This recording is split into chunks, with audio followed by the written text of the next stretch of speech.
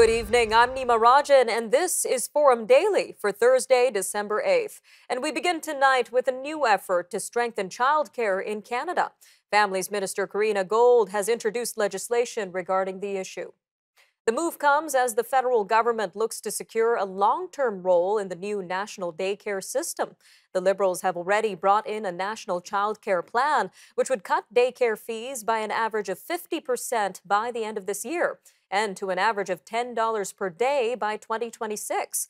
Enshrining Ottawa's role in the national childcare system could be one way to make it harder for a future government to dismantle. All right, well, lawmakers in Alberta have passed Premier Danielle Smith's controversial Sovereignty Act. But Ms. Smith's own United Conservative Caucus used its majority to strip out a key provision. The amendment, passed overnight, ensures that the legislature, not the cabinet, still has the last word on lawmaking. The original bill would have given Ms. Smith's cabinet the power to rewrite laws as it saw fit. The number of Canadians signing up for the military had been on a steady decline for years. That is until the Canadian Armed Forces opened the doors to all permanent residents in October. Now, military officials say more than 2,400 people submitted applications in November. The number is especially notable when considering the military received about 4,000 applications over the same time period from Canadian citizens. All right, well, meanwhile, Canada's financial regulator is raising the amount of capital that major banks need to have on hand. The Office of the Superintendent of Financial Institutions says the domestic stability buffer will go up by half a percentage point to 3% in February. The regulator says the increase reflects its assessment that systemic vulnerabilities remain elevated. The agency's chief risk officer says the move will help increase the stability of major banks and public confidence in the financial system. All right, turning to Ontario now, where Indigenous leaders are calling for the repeal of a housing bill, which they say was passed without consulting First Nations and could put their communities at risk. The concerns stem from Bill 23, which the Chiefs of Ontario say could see various projects fast-tracked, which in turn could have adverse effects on Indigenous lands, waters, wildlife, and treaty rights. Premier Doug Ford's government passed the bill as part of its plan to build 1.5 million homes in 10 years. But critics say that it would lead to higher property taxes, weaken Conservation Authority powers, and not actually make homes more affordable. On the East Coast, the association representing doctors in Newfoundland and Labrador says the province is paying a private company more than double what it pays family doctors for consultations. The Newfoundland and Labrador Medical Association says it found the information in a contract between the provincial government and PhoneMed. The 5-year deal pays between $82 and $92 for virtual care appointments with nurse practitioners. The province pays family doctors about $37 for a standard in-person visit and $47 for a virtual care visit. All right, well, this comes as Doctors Manitoba is calling on the provincial government to increase its messaging about the importance of the flu shot. The group's president, Dr. Candice Bradshaw, says any new information campaign should also suggest that babies and preschoolers get their shots too. Flu-like symptoms account for about half of pediatric visits to the Children's Hospital Emergency Department in Winnipeg. Back in the East, Nova Scotia's wide-ranging climate plan is getting generally positive reviews. The plan, released yesterday, includes 68 measures aimed at reaching Nova Scotia's legislated climate goals. Liberal environment critic Ian Rankin calls the plan solid, but he says a big hole is the lack of a plan for decommissioning the province's coal-fired power plants. Marla McLeod of the Ecology Action Centre says she's pleased to see accountability measures for the government, but she is concerned about a lack of detail on funding for the actions. Celine Dion says she is working with a team of doctors in hopes of eventually getting back on stage. But for now, the Quebec-born singer says she has no choice but to postpone her world tour. In an emotional Instagram post this morning, Ms. Dion says she has been diagnosed with a rare neurological condition known as stiff person syndrome. It's characterized by sudden severe muscle spasms and is estimated to affect about 1 in a million people. And the Northern Star Award as Canada's Athlete of the Year goes to hockey player Marie-Philippe Poulin. She captained the Canadian women's hockey team to Olympic gold and a world title.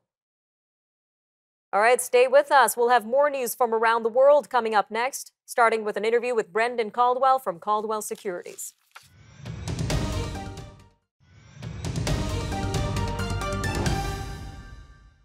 Amid the Bank of Canada's latest interest rate hike, economists are predicting job losses for the upcoming year. This is according to a recent report by information service Finder, with a panel of 15 economists and industry experts. 73% of Finder experts anticipate widespread job losses in 2023 due to recessionary pressures. Yet Canada's labor market seems to be gaining momentum, with November seeing an additional 10,000 jobs. Now, this is on top of the massive 108,000 job gain from the previous month, according to Statistics Canada. South of our border, slightly more Americans filed for jobless claims last week, but the labor market remains one of the strongest parts of the U.S. economy. With concerns of an economic slowdown or possible recession looming, what do these conflicting numbers mean? Well, joining us now to help clarify it all is Brendan Caldwell, Director at Caldwell Securities Ltd. Brendan, welcome back to Forum Daily. Thank you, Nima.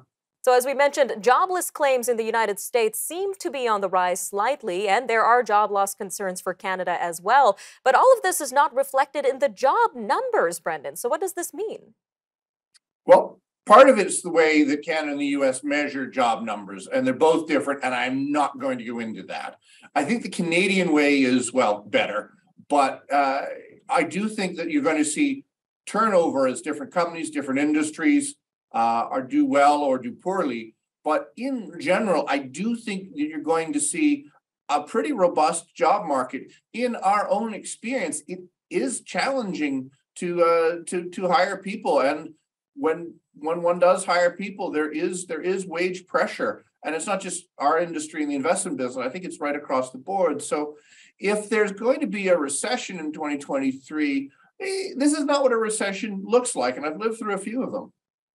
And on that note of wage pressure, so that's a good point there. Amid these rising prices, there are concerns around wage inflation. So just how apparent is this issue in Canada, and how does this play into the issue of job losses? Well, one could say that as there's upwards wage pressure, employers are going to try and make do with less, or in the case of manufacturing, I think you and I talked about onshoring of jobs. They're going to find ways to automate, so they hire fewer people. This is all true, but, and this is a big but, that wages haven't gone up as much as inflation has, even as measured by the Consumer Price Index. So where you've had, say, 5 and 6 and 7% wage increases, you're having 7, 8, and 9% inflation numbers over the last year. So at present, wage expectations have yet to catch up with the actual rate of inflation. That's saying nothing for the asset inflation that's been going on for years and years. So the prices of houses, prices of the stock market, and everything we've talked about. So I really do think that there's going to be continued upwards wage pressure. While that will cause some dislocation and substitution and automation, I do think it's about time, because real wages actually haven't gone up. But I think this nominal wage inflation is going to continue for a while, at least until wage expectations catch up with the actual inflation rate. And another thing to consider amid all this, amid these concerns around job losses, I've heard you say that it's hard to hire good people. So what exactly are you seeing in your particular sector when it comes to this? Well, what I meant was it's hard for other people to hire good people. We've already hired all the best people, so there's very few of them left for all the rest of the firms in our industry. I think that's what I must have meant, Nima. Yes, definitely. It is challenging to hire good people because one, I think our industry has maybe not communicated all the different and varied jobs that we can do. I mean, I think where we would like to hire people is in sales. And that is not something coming out of university that most people are attuned to, that there are these jobs in sales where you can actually go out, talk to people, and generate business. that job exists and is actually both very lucrative and ironically, the most secure job in our industry, because if you're good at actually connecting people with people or people with investments, you have a pretty good and secure job for a long time. So it is challenging to hire people, and it's also challenging to hire them at prices that, we're historically used to because of this wage pressure. There's a bit of sticker shock for employers right now. Brendan Caldwell, always a great interview. Thank you again for joining us today on Forum Daily. Thank you, Nima. Stay with us. We'll be right back. And after the break, we're going to take a look at the state of the markets. We'll be joined by Catherine Murray, host of The Buck Stops Here. She's going to unpack the major moves this week and what she's been looking at in the world of finance. And of course, after that, we'll take a look at the major headlines and news stories from around the world. So stay tuned. Forum Daily will be back.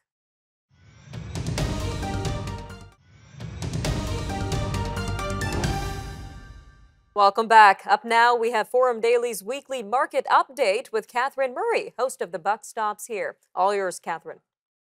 Thanks, Nima. Hello, everyone, and welcome to your weekly market recap. I'm Catherine Murray. Well, we are seeing North American equity markets stabilize today and, in fact, trend higher, reversing a number of days of declines.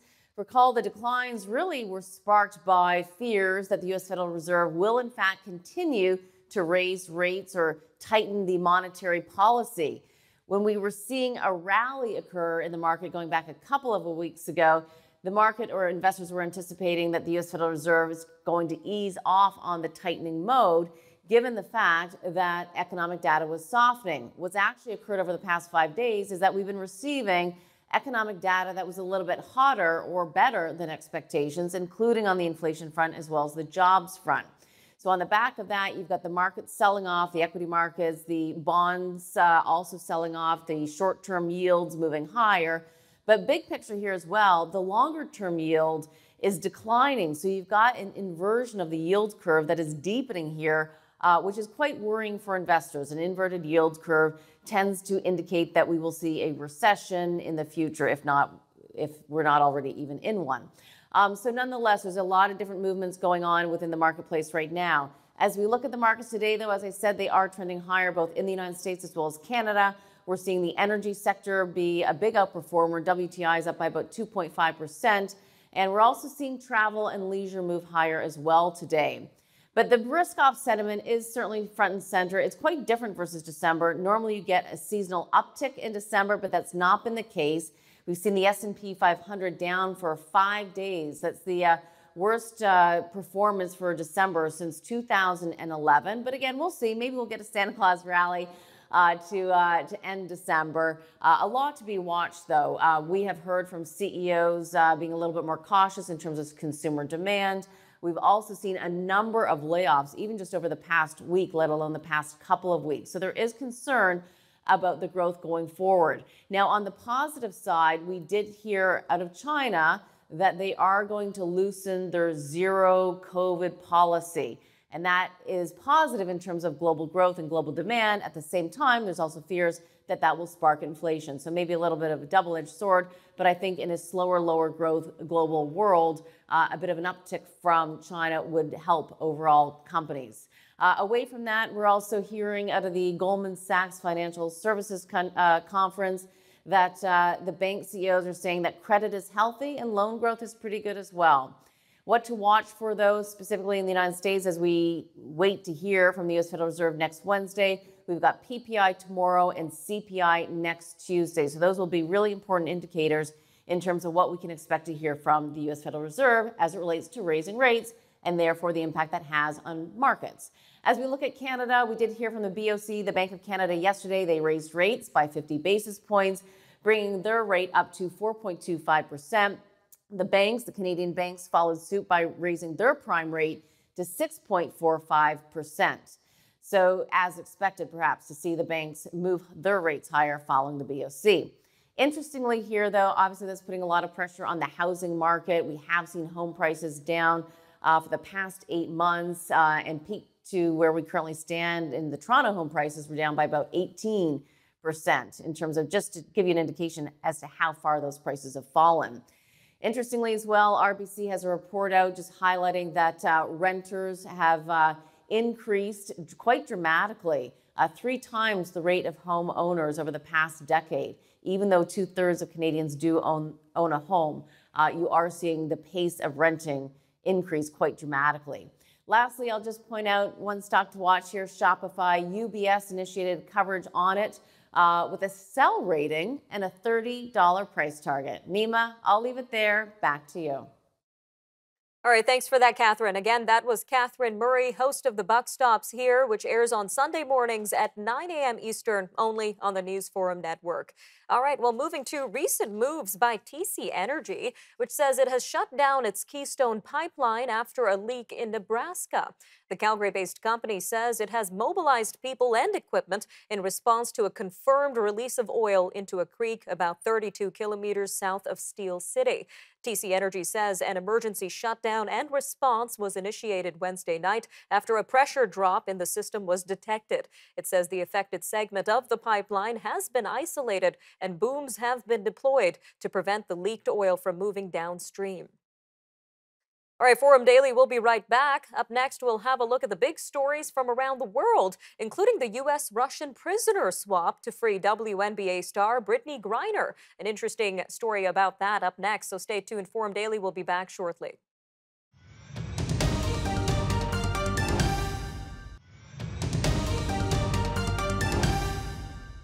U.S. President Joe Biden says WNBA star Brittany Griner is safe in American custody and on her way home. Mr. Biden says the two-time Olympic gold medalist has been released from Russia in an extraordinary prisoner swap. In an address from the White House this morning, he says the past few months have been hell for Brittany, but that she's in good spirits. Ms. Griner was freed in an exchange that saw the U.S. release convicted Russian arms dealer Viktor Bout. All right, well, meanwhile, the Kremlin says it is up to Ukraine's president to end the conflict in the country, suggesting terms that Kyiv has repeatedly rejected. And Russian President Vladimir Putin has vowed to press on with the fighting despite Western criticism. The Kremlin has long said that Ukraine needs to accept Russian conditions to end the fighting, which is now in its 10th month. It has demanded that Ukraine recognizes Crimea, which Moscow annexed in 2014 as part of Russia, and also recognizes other land gains made by Moscow. Across the Black Sea in Turkey, the defense minister says the country remains concerned about alleged activities of Kurdish militant groups in Finland.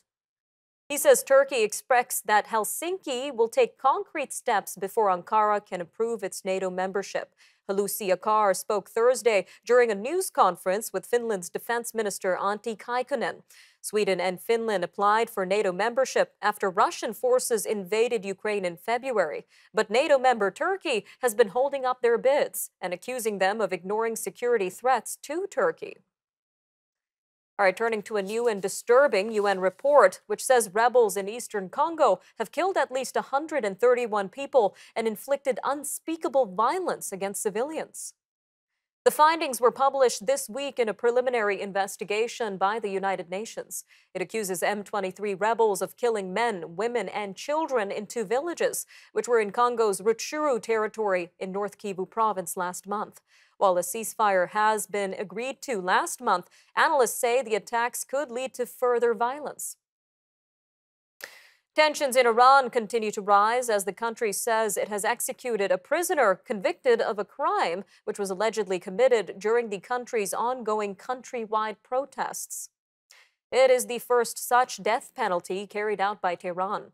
The execution comes as other detainees also face the possibility of the death penalty for their involvement in the protests, which began in mid-September. They started as an outcry against Iran's morality police, but they have expanded into one of the most serious challenges to the country's theocracy since the 1979 Islamic Revolution. Well, it looks like European Union countries have agreed to allow Croatia to fully open its borders and participate in the continent's free travel zone. The Czech Republic, which holds the EU's rotating presidency, says Croatia will be part of the area known as Schengen starting in January. No immediate decision was announced on the other 2 of the EU's newest members, Bulgaria and Romania. The Schengen area is the world's largest free travel zone. It comprises 22 EU countries, as well as Iceland, Liechtenstein, Norway, and Switzerland. A day after the Chinese government loosened COVID-19 restrictions, many Chinese are cautiously waiting to see how the new approach will be implemented. The move follows the biggest protests against the ruling Communist Party in more than 30 years. This came as many protesters were fed up with constant testing, rolling lockdowns, and business closures. One major change allows people who test positive for COVID-19 but show no or only mild symptoms to recuperate at home. Meanwhile, global efforts to control malaria were sidelined during the COVID-19 pandemic. Officials say that the change in focus ultimately resulted in 63,000 additional deaths and 13 million more infections. According to a report from the World Health Organization, cases of the parasitic disease climbed slowly but steadily over that 2-year period. Alistair Craig is the Dean of Biological Sciences at the Liverpool School of Tropical Medicine, and he says progress in reducing malaria deaths had stalled even before COVID-19. He has suggested that we have reached a limit of effectiveness for the tools that we have now. Trevor Noah is saying goodnight to The Daily Show. He is signing off the show 7 years after taking over for Jon Stewart. The comedian tips his hat tonight, and guest hosts are set to start in January. An 18-year-old college student has been elected to serve as mayor of a small city in East Arkansas. Now, this makes him one of the youngest municipal leaders in the U.S.